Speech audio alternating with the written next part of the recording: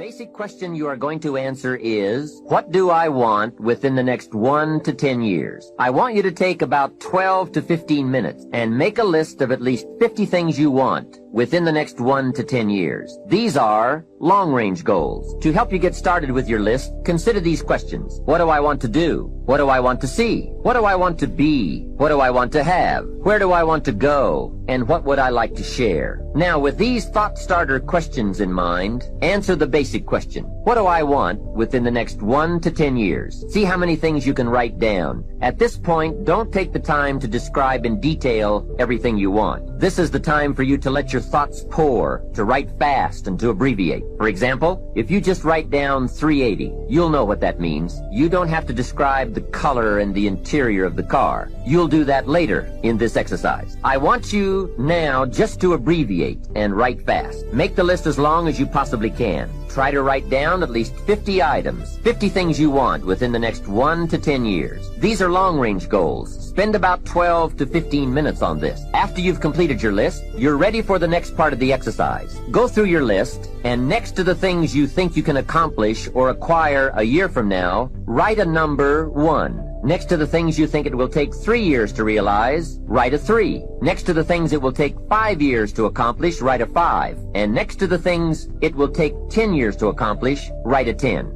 Go through this list now to the best of your ability and say, that looks like it will take me about a year, or 3 years, or 5 years, or 10 years. Some big goals might be out there 10 years from now. Once you complete this part of the exercise, you might come to the conclusion that you need a lot more 3-year goals and less 1-year goals, for example, or that you need more 10-year goals. You see, while you're working on one goal, you must have something else in the planning stages. If you don't, what happened to some of the early Apollo astronauts could happen to you. After they came back from the moon, some of those astronauts experienced deep psychological and emotional problems. And the reason for that, why after you've been to the moon, now where do you go? That seemed to be the end, the finish. What later astronauts did was to make sure that they had major projects lined up after they returned from the moon trip. The way you enjoy life best is to wrap up one goal and start right on the next one. Don't linger too long at the table of success. The only way to enjoy another meal is to get hungry. Another thing to check for on your list is that you have included goals for each of these 3 important categories. First, make sure you've listed your economic goals, your goals for income, profit, and productivity. Second, make certain your list includes material items you want, tangibles, such as a home, a car, a boat, furniture, or jewelry. Don't attach the wrong importance to things, but they are important. Third, you'll want to include on your list goals for personal development. Write down all your personal development goals. Your goals to be more physically fit, to lose weight, to be more decisive, to be a more effective leader, to be a better communicator, to learn another language. One of my good friends is Tom Brady, and I can tell you he's constantly talking about being in an emergency to get better. Rodney Harrison was telling me the story that when he was a rookie for the Patriots, he got to the gym every day, the workout facility first, every single day. And he walks in one day, there's this new rookie, skinny dude, probably going to get cut, back up kind of dude in Michigan, and he walks into the gym, and this guy's in there working out already. And he goes, who are you? The guy goes, hi, I'm Tommy. And Rodney goes, yeah, I'm the guy who gets here early. Brady goes, oh yeah, I'm going to beat you every day. And Rodney Harrison goes, yeah, right. So by the way, the team meeting started at 10. This was 6 a.m. They do weights after the meeting. They were the only 2 guys who went to the gym before the meeting, but they were there at 6 a.m. The next day, Rodney gets there at 5:30. Walks in, guess who's already there? Skinny Brady. Harrison's like, what are you doing? He goes, Tommy, I got to get here every day before you. Next day, 5 a.m., Rodney gets there. Guess who's already there? Brady. The next day, Rodney Harrison, you can tell you the story. Rodney Harrison gets there the next day at 4:30. As he walks in the door, Brady's walking out, throws his towel, he goes, have a good workout. I'm getting chills right now. And Rodney goes, who is this guy? And Brady goes, listen to me, man. I got a lot of respect for you. Nobody on this team is going to outwork me. Nobody in this team is going to outwork me. You're talking about somebody who is, in my opinion, I'm biased. Our lockers are right by each other at our club. Not only the greatest quarterback of all time, not only the greatest football player of all time, arguably the greatest athlete of all time, who has almost no athletic ability. In fact, his sister was a better athlete. 8 AFC championship games in a row. Every other year he's played football, he's been in the damn Super Bowl. Are you kidding me? Really, dude? Really? Unbelievable. That's because he's outworked everybody. Because he's in a crisis to get better every day. It's not like he'd like to. You think Brady might run the mini days I talked about earlier? You think he does? Yes or no? He does. We talk about it all the time. So, here's what happened to me. Last thing I'm going to tell you. I have this hallucination. It's sort of my overall philosophy about my life, and I want to have it for you. I want to say something to you. Tonight, I promise you something. I'll pray for you. I just pray that you're happier. I pray that you win. I pray that the right deals come your way. I'm prayerful for you. I'm telling you, if you have the right business partner in your life, the greatest architect in the world, great things can happen for you. You deserve to win. You deserve to have great things happen in your life. There was a point in time in your life when you were little where you knew you were going to be somebody. He's just going around getting lined up to be something, and in the back of his mind, he's thinking, there's something else I'm supposed to be doing. There's something else I'm supposed to be doing. There's something else I'm supposed to be doing. Discontentment leads to direction, and out of his discontentment, here comes direction down the road. And Elijah, who just got out the cave, and he's looking for Elisha, and he comes up to him, and he exposes him to something. He comes in there with his old restaurant stuff, and he exposes him to something, and his mantle passes over him, and all of a sudden, Elijah cannot work in the secular arena anymore, even if it means he has to take a cut in pay. Even if it means he has to burn the ox, he has to boil the ox and burn the plow, he has got to go with the man of God. Even if he doesn't become the heir apparent to what his parents wanted him to be, he is called to the man of God. Even if he doesn't have the prestige of controlling 12 yoke of oxen, he gives up all of that because he is exposed to destiny. That's what support ministry is made out of. People who are exposed to destiny. They're not people who working in the church because they couldn't work anywhere else. They should be people who could have been working in the secular, making even more money, doing something even more influential and more important. But as their love for Christ grows, they give their life to ministry. Even when the check isn't as big and the notoriety is not as much, they recognize that it was God that blessed them to go to school, to learn what they learn, or do what they do, or know what they know, that they are technically endowed because God wanted to use them in the kingdom. And they are not following the zeros, they are following the purpose and the call of God, and they're willing to boil their ox and burn their plow to be in the center of their destiny. They are called to walk with God. I'll tell you what triggered me on this is thinking about how can I add the most value here. And engagement is one of those, new flash words in the corporate culture we all hear about. Oh, full engagement, partial engagement. But it's really true. Engagement plays such a huge role. And some of the studies that are out right now are mind-boggling. Have you seen the recent studies they've done? 142 countries asking workers around the world, how would you describe yourself? Fully engaged, partially engaged, disengaged, aggressively disengaged. And guess what they found out? Throw it up there. Around the world, in 142 countries, they found out that 13% of employees worldwide said they were actually engaged in their work. Now, for us in this room, you'd say that's absurd, there's something wrong with the survey. Well, you'd be right. In a room like this, it's full engagement, or at least a lot fuller engagement. America has the highest engagement of any country in the world, it's 29%, which sounds so much better when you're 13. So which would you rather have, a punch in the face or a kick in the stomach? But let's flip that around and say, what does that really mean? It means 71% of people are disengaged at work in the richest, most powerful, most influential country in the world. It's mind-boggling. Now, if it was only one study, you'd say, it was a partial. You can study after study coming up with similar numbers, slightly off, but pretty much the same ratio. Now, here's what's really interesting. Of those 71%, there's a group in there, about 24% of them, that are actively disengaged. You know what that means? That means they hate what they do and they hate you.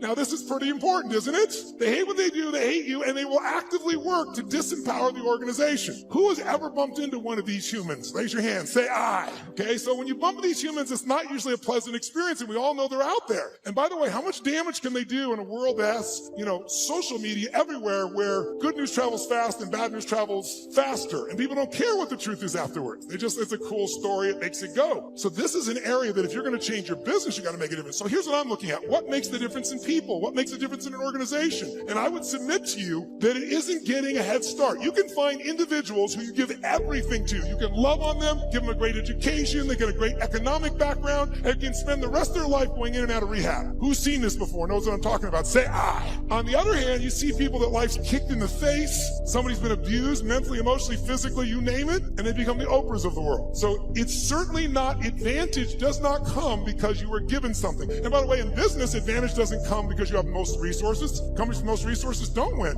the most resourceful companies win. The most resourceful companies are the ones where employees are the most engaged, and it's statistically proven. You look around and you say, who had the lead? Well, before YouTube, there was Vimeo. They had a year jump. Pretty much the same technology, just didn't engage as many people. Before Google, there was, what happened, Yahoo? If you're out there, what the hell happened to you people, right? Before Facebook, there was, what happened to MySpace? Facebook was more engaging. Engagement is really the new fact. Being able to be fully engaged. And by the way, in your intimate relationship, how important is engagement? Some guys go, very important, I'm going to put it off as long as I can. No, I don't mean that.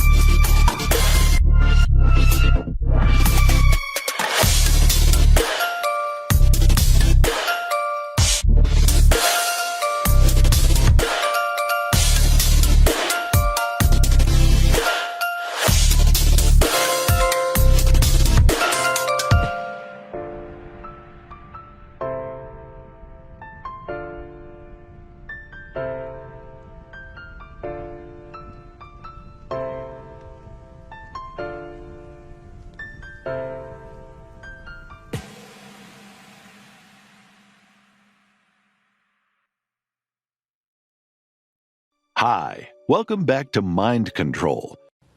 You got to go, man. You just have to go. Never wait on the right time, because the right time ain't ever coming. All that, when we get my ducks lined up in the row, no, you won't. No, you won't. Because as you have aspirations, you got to understand that the devil understands your aspirations too.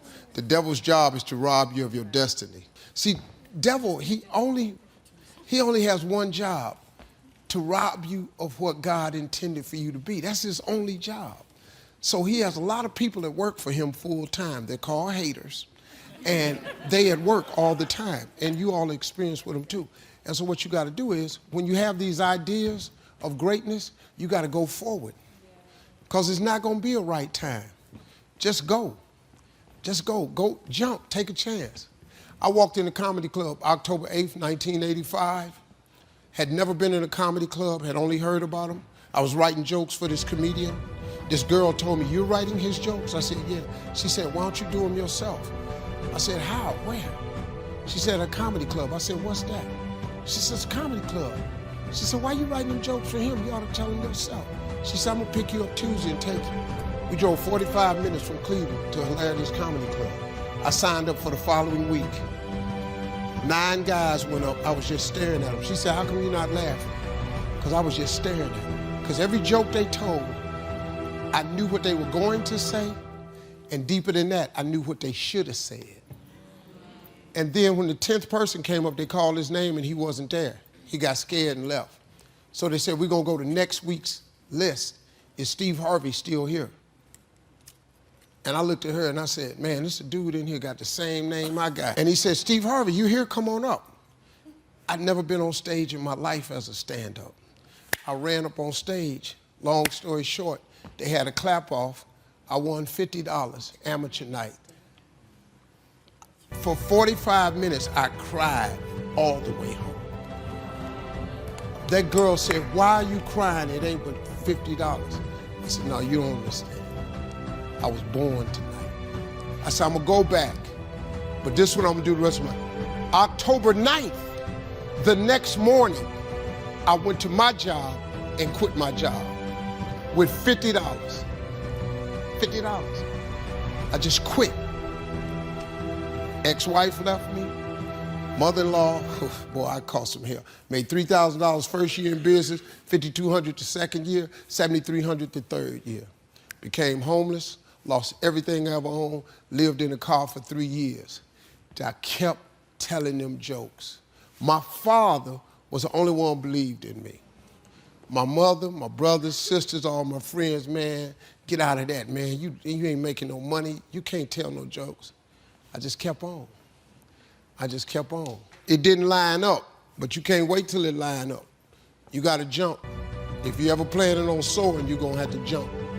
Now, I don't suggest you jumping like I did. That ain't for the faint of heart. But if you don't do it now, when you gonna do it? There was a day that I became wealthy. I'll tell you the day, I know that day I was rich. I was broke, I was pissed, I was angry at everybody else but who? Myself. But really underneath it, I was mad at myself. I just couldn't beat myself up anymore, so I was pissed. And I had a friend that I loaned money to when I had barely enough and I knew he needed it. And I gave him $1,200 and I'm here not able to eat. I'm down to like $25, $26. And I'm saying to him, calling him, and he's not returning my call. And I just need some money and he's ignoring me. I didn't ignore him then, so I'm pissed, I'm frustrated. In the midst of all this, I'm also pragmatic. I got 25 and change, call it $26. What the hell am I gonna do? I don't have any plans for economics. I got overhead that's crazy.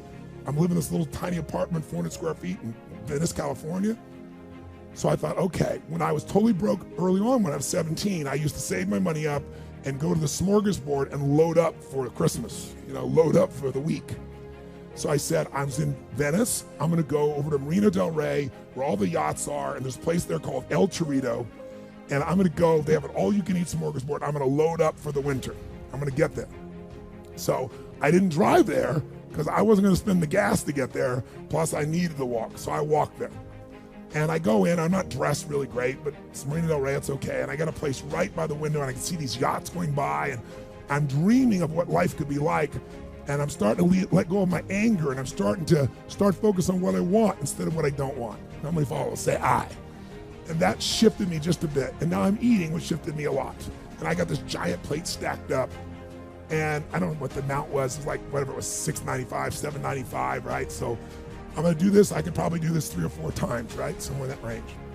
As I'm finishing my meal, this little boy comes in, dressed in a little suit. I honestly don't know how old he'd be, probably in the 3rd grade, so maybe 8 years old, 9 years old, something like that. And he was so adorable, and he opened the door for his mother, and his mother was an attractive lady, and he came over and he pulled out the seat for her, and she sat down. And she was a pretty lady, but as pretty as she was, I was totally obsessed by this boy. He had presence at 7 or 8 years old. And it moved me. I don't know why, it moved me. And I thought, this kid is like pure. I wanted to always be this way. He's such a good kid, he's a giver. So I got up and I paid for the meal, and whatever it was, $6, $7. So now I've got whatever left, $17, $18, $19. And I walk up to this little boy, and I said, excuse me. And I said, I just want to acknowledge you for being such an extraordinary gentleman. I said, I saw the way you treated your lady, how you opened the door, how you pulled the chair out. I said, that's class. I said, my name's Tony, what's yours? I don't honestly remember his name, Charlie or something. And he looked up at me and I said, Charlie? I said, that's amazing, taking your date out for a lunch like this. He goes, well, actually, she's my mom. And I said, that's even more cool. And he said, oh, but I'm not taking her lunch because I think he said he was 8. I said, oh, yes, you are. I had no plan for this. I just reached in my pocket. I took all the money I had left, $17, $18, $19, and I put it on the table. I said, you're taking her to lunch. He looked up at me and he goes, I can't take that. I said, sure you can. He said, why? Because I'm bigger than you are. And he smiled real big, and I didn't even look at his mom. I just turned and walked away. And I didn't walk out of that door. I flew home. I should have been freaking out. How the fuck am I going to eat? But I didn't. I flew because something inside of me had finally got past scarcity. I finally realized there's something inside of us more than our limits, especially around this thing called money that I had let terrorize me. And I got home, and the mailman came that day, and I had no idea I was going to have my next meal. And a letter comes, and it's from the guy I loaned the money to. Handwritten notes saying, I've been avoiding you. It's wrong. I'm so sorry. You were there when I needed you. Here's what I owe you plus a little bit more. And the $1,200 was there, plus another $100 for the time that I had to take care of it. And for me, $1,300, that was enough to run my show for a month or two. And I cried. And then I decided, what does this mean? And I thought, this means that whenever you give, it's always going to come back, so you don't have to ever think about that bit again. Just give. And the rewards will be greater than you can ever imagine. I don't know if that's coincidence, but I decided to believe that day was the blessing when I became rich. And I can tell you honestly, I've had tough days in my life, economically, emotionally, like all of us. But I've never gone back to that scarcity. I never will. The secret to living is giving. Do it when you don't have it, and I promise you, scarcity will leave your life. Setting goals. When I started making my first list, Mr. Shoaff said, Mr. Rohn, he said, I've got a suggestion for you. He said, I think one of the first goals you ought to set, you're 25-year-old American male, sure you've made some mistakes, but now you're on the road to better things. He said, why don't you, among all the goals you're going to set, he said, why don't you set a goal to become a millionaire? A millionaire. Why don't you set a goal to become a millionaire? He said, it's got a nice ring to it.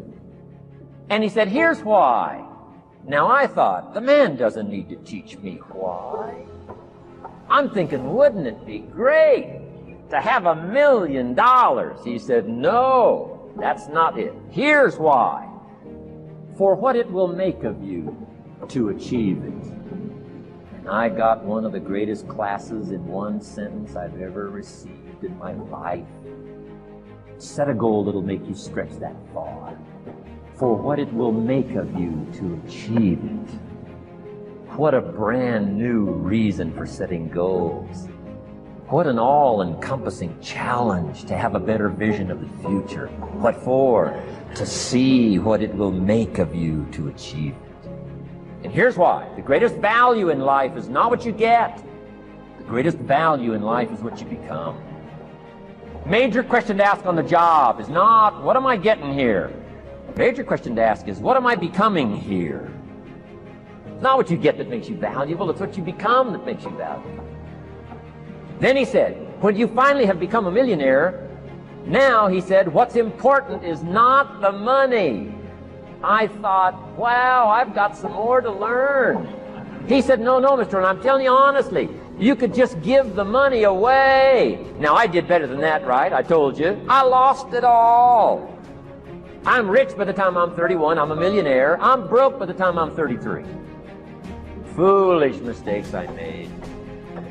But what an experience that was. And I'm telling you, the man was right. When I finally was broke at age 33, guess what I discovered? My money did not mean that much. It represented only a fraction of all my assets. Shoaff said, once you become a millionaire, Mr. Rohn, you can give all the money away. Because he says, what's important is not the money. What's important is the person. Now, let me give you the key phrase on setting goals. Set the kind of goals that will make something of you to achieve them. Set the kind of goals that will make something of you to achieve them. Always keep that in mind. What will this make of me? If I set this goal and go for it, not only will I achieve it, but what will it make of me in the process? What a whole new concept on setting goals. Don't set your goals too low. Don't join an easy crowd. You won't grow. Go where the expectations are high. Go where the pressures are to perform, to grow, to change, to develop, to read, to study, to develop skills. The guy says, well, I don't need much. Well, then you don't need to become much. Many of us are pretty comfortable in our life. We've got a reasonably good income. The mortgage is paid. There's food in the fridge. We've got a nice warm bed to sleep in. And everything seems to be floating along just fine. And you know, a person in that position could very easily think, why would I want to do anything to change this? Well, we have found that if your life is not going in one direction, it absolutely, by law, must be moving in another direction. Many of us have established a comfort zone in our lives. We're just coasting along, taking the line of least resistance, just getting by. We've all worked hard to get to where we are, and it may seem a very good place to be. The problem with this is that once we stop reaching, stretching, seeking, and risking, we actually stop growing. The comfort zone frame of mind is settling for what we are today.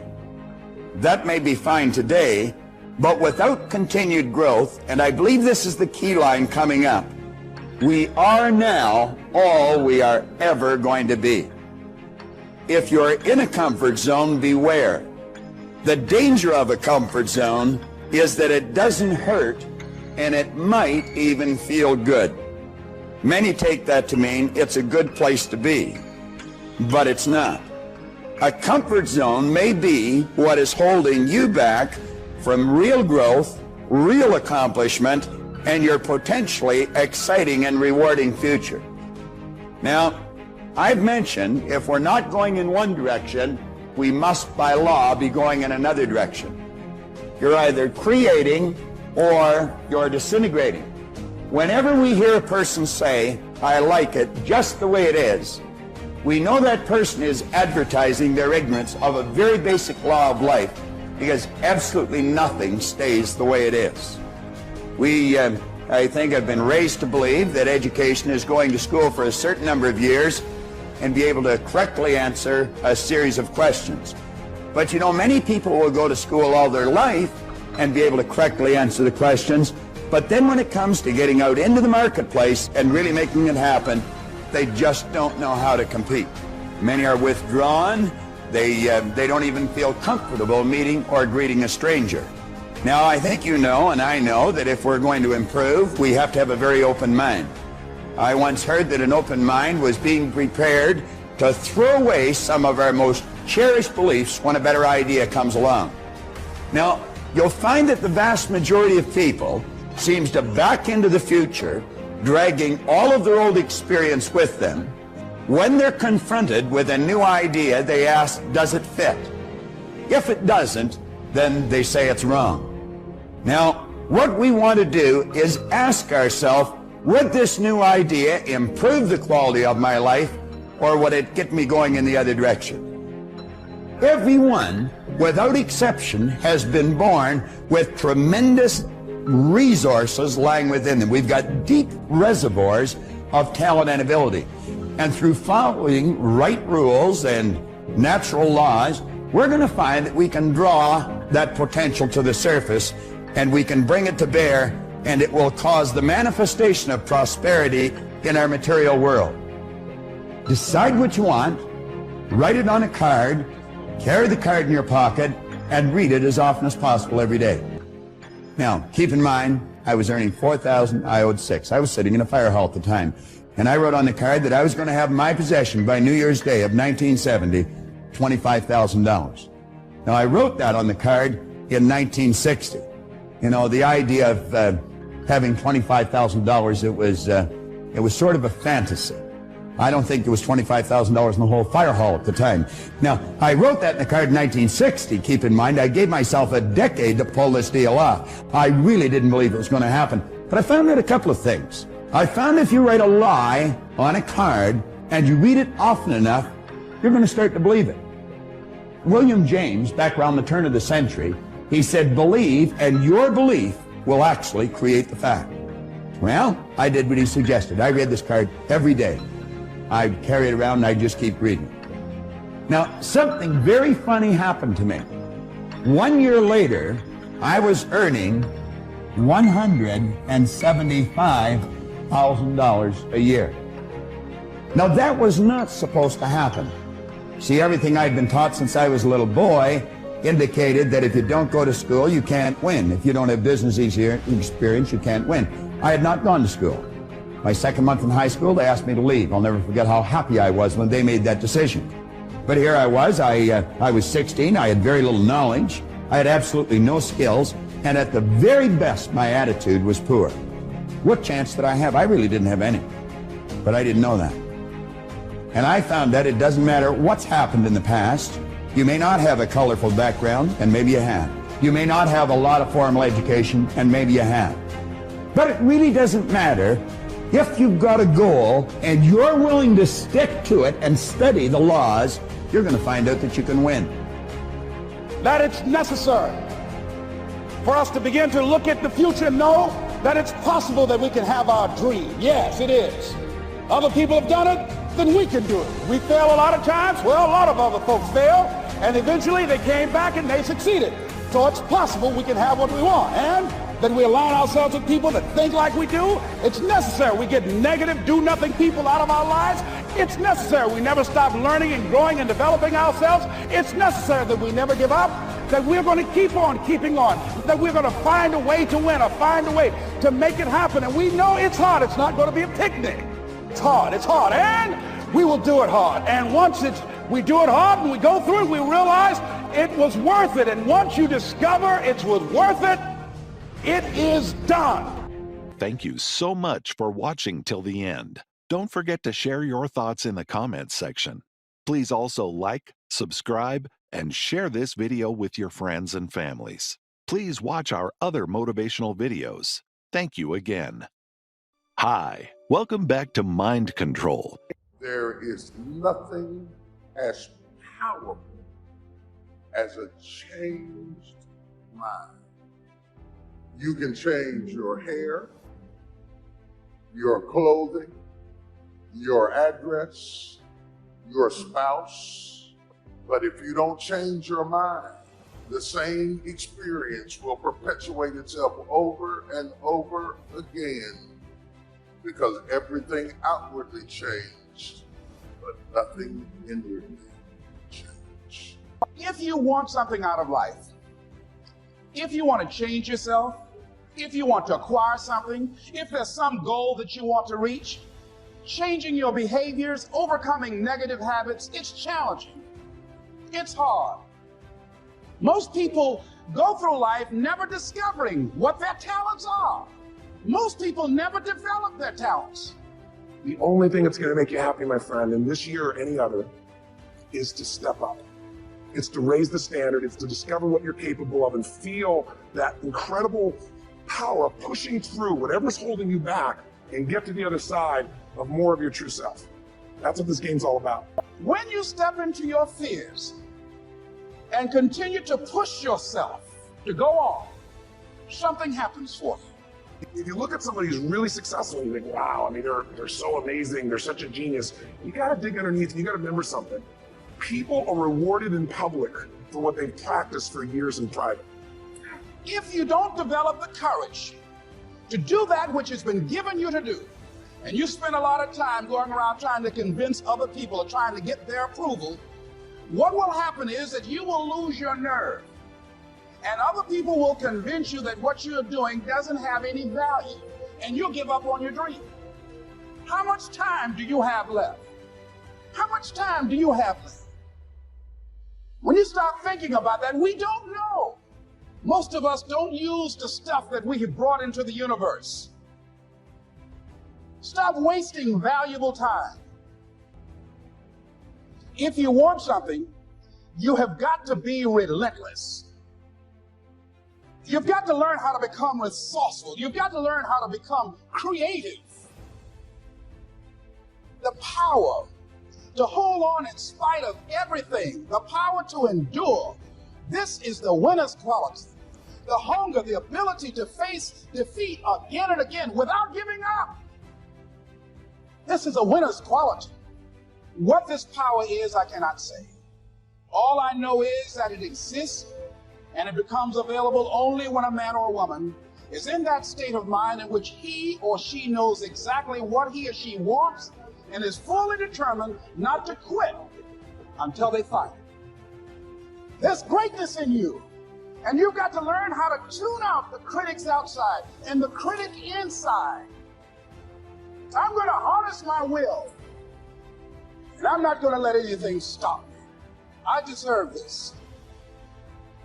Most people give up on themselves easily. You know the human spirit is powerful. There's nothing as powerful. It's hard to kill the human spirit. You are unstoppable. Live your life with passion, with surprise. Most of us go through life with our brakes on, holding back. Decide that you're going to push yourself. You got to focus on you. And as you convince you, as you sell yourself every day, you will begin to see a difference in the things that you're doing. Selling yourself on your ability to perform a job, to achieve a certain objective. Telling yourself every day, here I go again. And I got what it takes. This is my day. There are many ways to get the things that we want for ourselves in our lives. But basically, it all begins with how we choose to think. As you think, so shall you be. 7 little words that I think are perhaps the most important things that we can learn and master in our lives. This old proverb notion that I become what I think about all day long. One of the major things Shoaff taught me when I met him, he said, poor thinking habits keeps most people poor. Not poor working habits. Most people work hard, but they don't think hard. And Shoaff taught me that the mind is like a factory, a mental factory. And whatever you think about all day long pours ingredients into this mental factory. And that's what builds the economic, social, financial fabric of your life. He quoted me a Bible phrase that says, as you think, so you become. How awesome. We are how we think. Your brain is divided into 2 halves, positive and negative, good and evil. Ain't no neutral ground in your brain. It's either positive and good or negative and evil. You are in charge. You're the boss of the factory. And once you know that what you think about is what expands, you start getting real careful about what you think about. You don't allow your thoughts to be on anything that you don't want or that you wouldn't want to have manifest or show up for you in your life. Here's how you build anything. Select the right ingredients, keep out the wrong ingredients, and it starts with thought. Everything starts with thought. So you must be wise and careful what you think about, because that starts everything. You got to be wise and careful. See, it doesn't matter who hands you the bad stuff. It doesn't matter where you get the bad stuff. It'll still do its damage on your bank account. Wherever you get it. So decide that you're going to take some time to work on you, that you deserve that from yourself, that your life deserves some prime time, because you are creating your own production. As Michael Todd would say, you are the star of your show. You are the director. You're writing the script. And you will determine whether your life is a hit or flop. You determine that. Overcoming the negative conversation, that inner dialogue that's going on all the time, even when you don't want it to be there. You can't stop yourself right now from thinking. You can't do it. It's going on. You've got to stand up inside yourself sometimes and say, shut up. I was going to give a presentation, and this voice inside of me saying, you can't do this. You don't have everything it takes. I shut up. I'm behind on my bills, and you're telling me what I can't do. I have got to do it. That's why you've got to learn to make a conscious, deliberate, determined effort to stand up inside yourself. Working on yourself, watching that inner dialogue, it will determine the quality of your life. I don't believe this. I know this. Let me show you how this works. You wake up in the morning and you say, man, I don't feel myself today. I got up on the wrong side of the bed. I'm not a morning person. Man, I hate my alarm clock went off this morning. I got to get out here in this traffic. I'm going to drive down here today. I don't even like these people on my job. And on and on and on. And your day starts tumbling into what you ordered at the top of the day. You could wake up in the morning and you say, you know what? Today is going to be a great day today. I expect something really good to happen for me today. Man, thank you, Lord, for waking me up this morning. Same brain. Man, I can't wait to go to work today. It may not be the job I want, but at least I got a job. I'm so grateful I got a car to drive to work today. Hey, man, at least I got a check coming in. I sure want to thank you, Lord, for this roof over my head today. I appreciate the fact that I don't have a car, but at least I can walk to the train. Man, this is going to be great today. That's how your mind works 24/7. It never turns off. Our lives are mostly affected by the way we think things are, not the way they are. The way we think they are affects us most. You have got to change the way you think. It is the whole determining factor of where you go in life. We are all where we are today because we thought ourselves to this position. If you don't like the position, think yourself out of it. Every day, stand guard at the door of your mind. And you decide what goes into your mental factory. Don't let anybody just dump anything they want to in your mental factory, because you've got to live with the result. I want to suggest now that you really put on your thinking hat. Thinking is the highest function of which a human being is capable, and all the great leaders, all down through history, have been in complete and unanimous agreement that you and I become what we think about. Now play with that for a moment.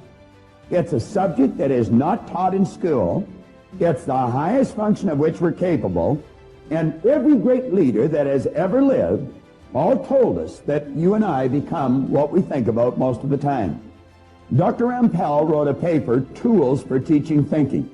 He said thinking is a skill which can be learned just as we learn skills such as typing and playing the piano. Now, he said few public schools offer courses devoted expressly to teaching thinking. Rather, we are expected to learn and teach thinking as a byproduct of learning mathematics, reading, science, history, trade, and so forth. And he said we do, in fact, learn a lot about thinking in this way. The trouble is, we learn our thinking skills in bits and pieces, and we never put it together as an overall picture. If asked to describe what all is required in order to think effectively, most people would be at a loss to give a complete account. Thus, we are unable to assess our own thinking skills or systematically teach the skill of thinking to others. Now, consider this for a moment. When you think in pictures. I'm going to suggest that you think of the home you live in, and as you do, realize that an image of your home comes onto the screen of your mind. It's almost as if there's a screen running right through the center of our head, and the second we think of our home, the picture of the home comes onto the screen of our mind. Now I want to suggest that you think of your automobile. And the second you think of your automobile, the picture of the home is gone, and the picture of the automobile is there. Think of where you work or go to school. And bang, bang, bang, just like that, the picture changes. We literally think in pictures. Now I'm going to suggest that you think of your mind. Now, when most people think of their mind, they get an image of the brain. You see, mind is an activity, and body is the manifestation of that activity. Your brain is comprised of hundreds of thousands of cells. Into these cells, we impregnate pictures or images. And as we think, we activate that particular group of brain cells, and the picture that's in them flashes on the screen of the mind. Now, when you think of yourself and you think of money, what kind of a picture do you get? You know, the vast majority of people get a picture of poverty. And what we want to do is take and build cells of recognition in your brain for prosperity.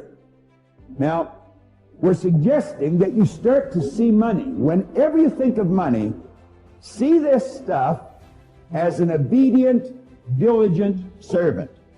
You're the master, it's the servant. And don't ever get that equation reversed.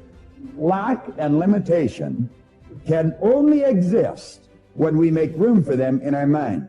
But prosperity consciousness knows no lack and it knows no limitation. Now, I want to suggest that you resolve to just completely take the lid off your marvelous mind. Just blow it away. And let the greatness start to flow around in there. The type of thoughts and ideas which occupy your consciousness are of paramount importance in developing prosperity in your life. Your mind is either in an orderly or a confused state. Everything starts in our mind. Well, if we're going to have order in our mind, we must have an image of our mind, and most people don't have. So what we're going to do, now you can sit and you can watch this over and over and over again, because there's going to be parts of it that'll seem a little confusing to you first time through. But as you play it over and over and over again, the confusion will leave and order is going to come to your mind. There's many times I'll take a book and I'll read the same paragraph over and over again. This book of Napoleon Hill's, I've been reading that for 27 years. Now, it's not such that I'm such a slow learner. It's just there's so much depth in the book. You would not believe what some people have got in their house to read. You would not believe. One of the best dressed up words I know for a lot of it is trash. Can you imagine dumping a barrel of trash into this mental factory every day and coming out with a rich, dynamic, positive life? It can't be done. You might as well try making a cake with cement. Thank you so much for watching till the end. Don't forget to share your thoughts in the comments section. Please also like, subscribe, and share this video with your friends and families. Please watch our other motivational videos. Thank you again.